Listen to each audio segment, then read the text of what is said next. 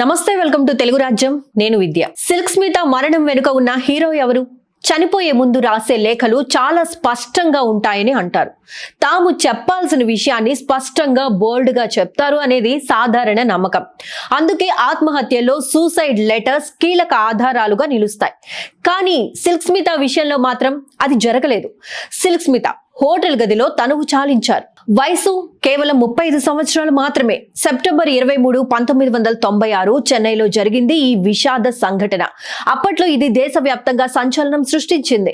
చనిపోయే ముందు సిల్క్ మద్యం సేవించారు. తాగుతూనే తన చివరి భావోద్వేగాలను లేఖ రూపంలో రాశారు. ఆ లేఖను పోలీసులు స్వాధీనం చేసుకున్నా దాన్ని ఎవ్వరూ అర్థం చేసుకోలేకపోయారు.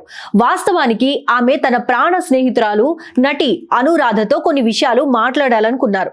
కానీ అది జరగలేదు. అందుకే ఒక లేఖ రాసి జీవితం నుంచి బయటపడిపోయారు స్మిత. ఆ లేఖలో ఆమె ఏమన్నారో తెలుసా? నన్నెవరూ ప్రేమించలేదు, నా శరీరాన్ని మాత్రమే ప్రేమించారు. ఒకరు తనకు కొత్త జీవితం ఇస్తానన్నారు. అయితే 5 ఏళ్లు వాడుకుని చివరకు దూరం పెట్టారని ఆవేదన వ్యక్తం చేశారు. లేఖలో ఎన్నో విషయాలు రాసినప్పటికీ ఏది స్పష్టంగా లేదు. కానీ ఆ లేఖ బయటకు వచ్చిన తర్వాత మాత్రం చర్చ మొదలైంది. పేర్లు లేవనెత్తబడ్డాయి, ఆరోపణలు వెల్లువెత్తాయి. ఆ లేఖలోని అంశాలకు సంబంధించి కొందరు నటులపై విమర్శలు వెల్లువెత్తాయి. కానీ ఇవన్నీ నిజమా లేక ఊహాగానమా అనేది ఇప్పటికీ ప్రశ్నార్థకం. ఇది పక్కన పెడితే సిల్క్ సూసైడ్ లెటర్ ఇప్పటికీ ఓ మిస్టరీనే.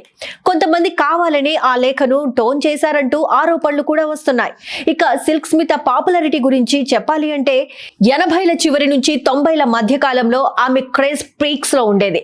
ఒకవైపు బాలీవుడ్ స్టార్ హీరోయిన్ రేఖ 75,000 తీసుకుంటే స్మిత ₹1,00,000 తీసుకునే స్థాయిలో ఎదిగారు. అది ఆమె రేంజ్. ఒక దశలో శ్రీదేవి, జయప్రదలను మించి పారితోషికం తీసుకున్నారు సిల్క్ స్మిత. మరి సిల్క్ స్మిత మరణానికి ఎవరు కారణమని అనుకుంటున్నారో మీరు కామెంట్ చేయండి. మరిన్ని వార్తల కోసం మా ఛానల్ని సబ్స్క్రైబ్ చేసుకోండి.